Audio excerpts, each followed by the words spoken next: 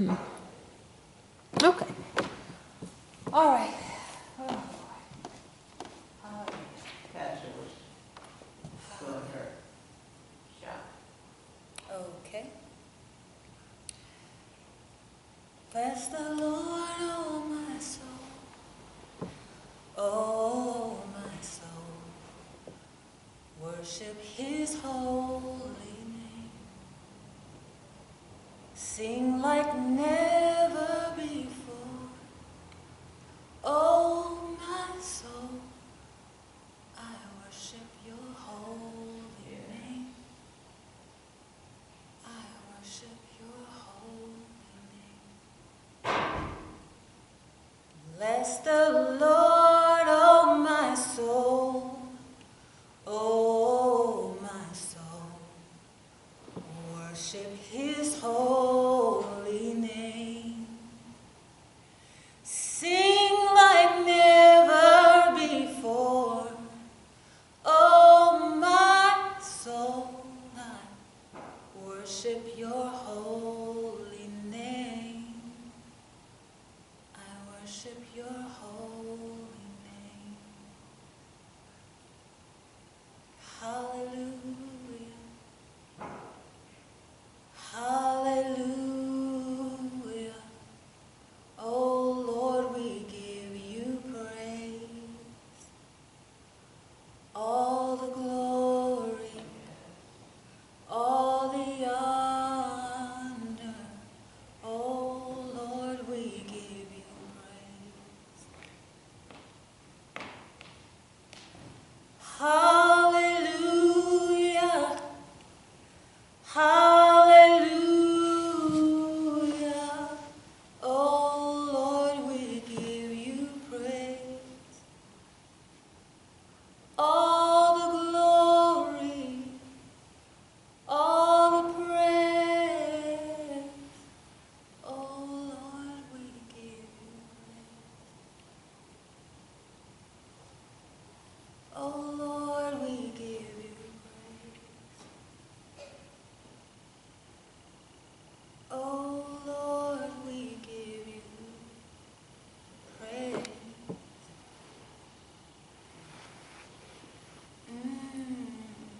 Bless You, Lord. I just want to just take a moment, before we receive, to actually give to Him first. Even if it's nothing but lifting our hands to show Him that we are His. Hallelujah. Hallelujah.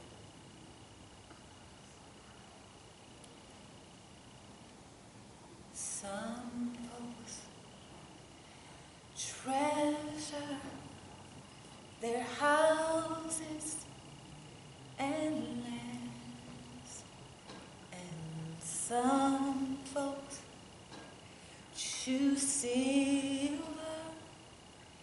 and gold. Oh, these things they treasure and forget about their souls. I've decided to make Jesus my choice. You all have chosen clearly Jesus. Thank You for coming back. It is cold outside. It's bright, but it's cold. And that wind got a hold of me. I got out the car without my coat closed up. Yeah. And I had my hands full of items, you know, and I was telling you to come to the side door. I was parked over in the front of the church, and I was walking around, and I came to the side door, and then you were gone. So then she stuck her head out the sidewalk with no coat on, young lady. Okay, I'm gonna go close that door. Well, can we hear if anybody comes? Yeah, we'll hear. hear. We'll hear. I just want to just stress how important this time is and why we are doing this. I read a story this afternoon while I was waiting in the restaurant for my food. I was trying out the new vegan restaurant, and I was reading an article that a gentleman wrote about how he and his wife chose not to tell their children that she was dying of cancer. Now, she had battled with it for years, several years, but when it finally came to a point where the doctors could do nothing else, that's when they decided to finally tell the children. And then, of course, she died a month later. Or less She than a month did later. die? Yeah, she died a couple of weeks later. Wow. And she wanted her children to have a full life, not watching her at every turn and wondering if she's okay and worrying constantly. And the children later told their father they appreciated the fact that he let them have their mother just the way they thought she was, just fine and just enjoying life. And you all kind of sort of know a little bit of my journey in this and how I came to this point of seeing the necessity for us sharing this part of the gospel instead of just the laying on of hands. That is not the only doctrine in Scripture. It is not the only part of our faith. And it's so key that we learn the rest of this message regarding the temple of the Holy Spirit. It is not just some place that we live in until we die, and then when we get sick, then God can heal us, and maybe He will. Maybe He won't. This is not a maybe faith that we have. It is sure. It is certain. And I had journeys through sickness in my own body and in those that I love. And seeing people that you love suffer. Watching someone that you adore die. Yes. And take their last breath. Yes. And attempting to bring them back through CPR and them being completely hollow. That stays with you. Seeing someone you love bleeding. That's not what God intended for us. So my journey was one that started me on a path of curiosity. Everything that I've ever studied in the Lord has been from a point of why, God? Not why me, but why? You are all powerful and almighty. And I'm not one to question God as Zacharias did, question the angel when the angel said you're going to have a child. I'm more like Mary was. How can this be? Mm-hmm. How is it that you are the King of Kings and your people are dying? Children are dying. Why are these things happening? There's a myth that I call the miracle myth. What myth? The miracle myth. And that myth is this, that the only way that God heals is by a sudden divine intervention. And some of us believe that.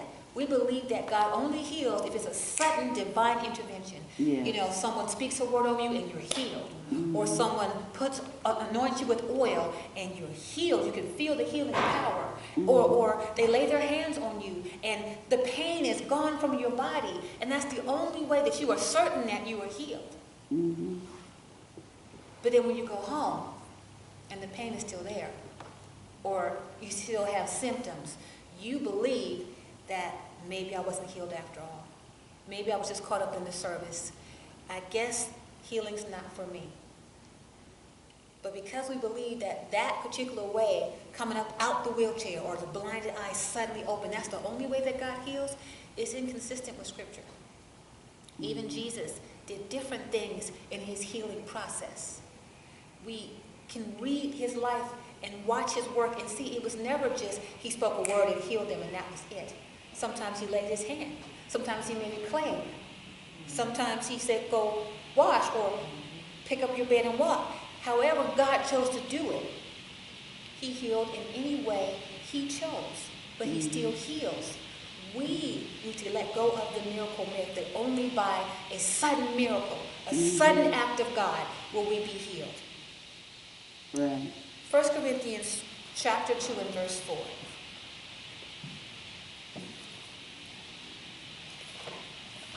I'm going to read that to you. And I'm going to walk you through this process over the next several weeks because I am determined to see this through. When I first did the wellness seminar, it was almost 3 years ago. And the people who came were suffering miserably, many of them.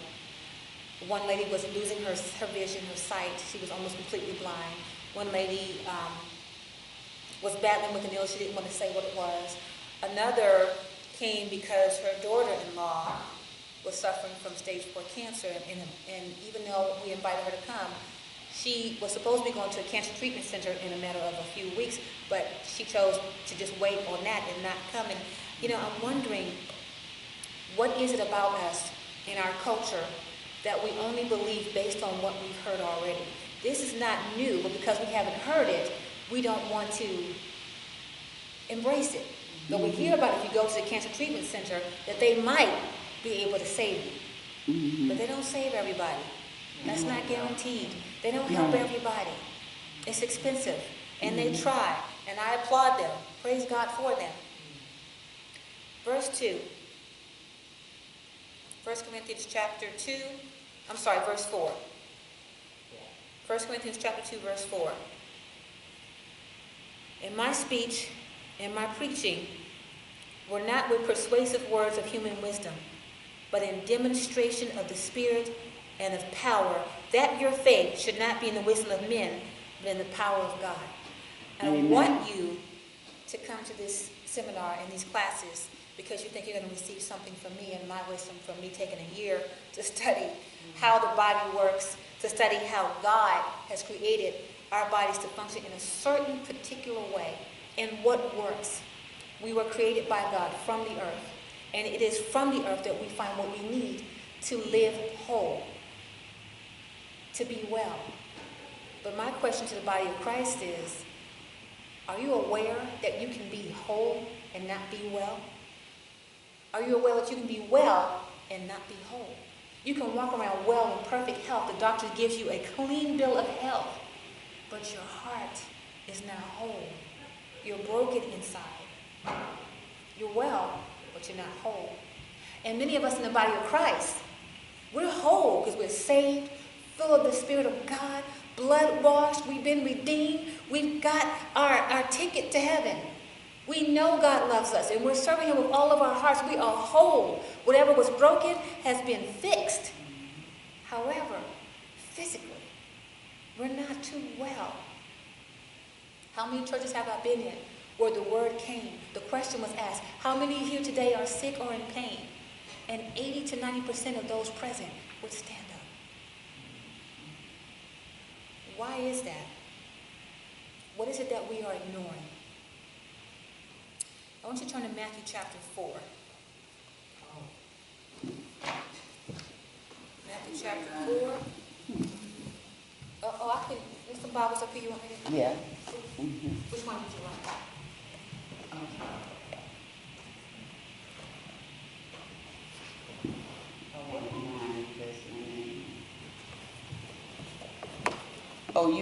Go ahead. Use it. No, go on and use it.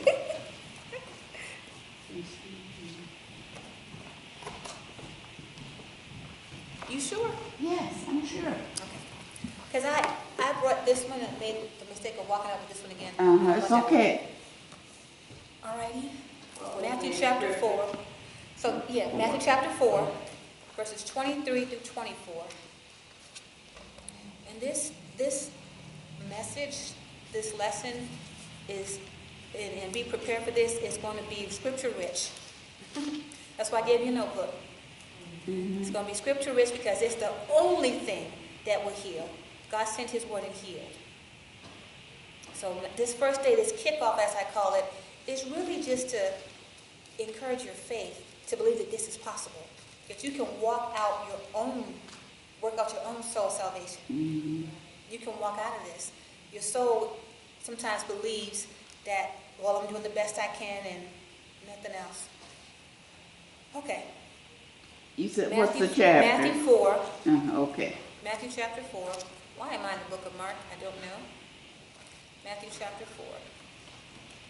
Verses 23 through 24. Okay. Father God, before I go any further, before we open the Holy Writ and delve into everything you're telling us. I ask you to open us. I ask you to make us receptive. We know that you love us, and everything in your word is for us. But you need to unclog whatever is stopped up inside of us, whatever is in the way of us receiving your engrafted word, which is able to save our souls. We know we have work to do. We know we have people still to love, and we need to be here for them. So I'm asking, oh Lord God, that you endue us with power from on high to be greater than sponges. The sponges can leak and lose what they've taken in. We want to be as the soil to produce what goes into us. Produce. This is my prayer, Lord. In the name of our Lord Jesus. Amen. Matthew 4:23 and 24 reads this way. And Jesus went about all... Minister Keisha. Yes. Excuse me, I've got to do something in there, Okay. and then I'll be right back out. You want me to wait? I wanted you to. This is Okay. an important part, Okay. since there's us just here. Alrighty. You ladies don't mind? No. Let me see if I can pause this.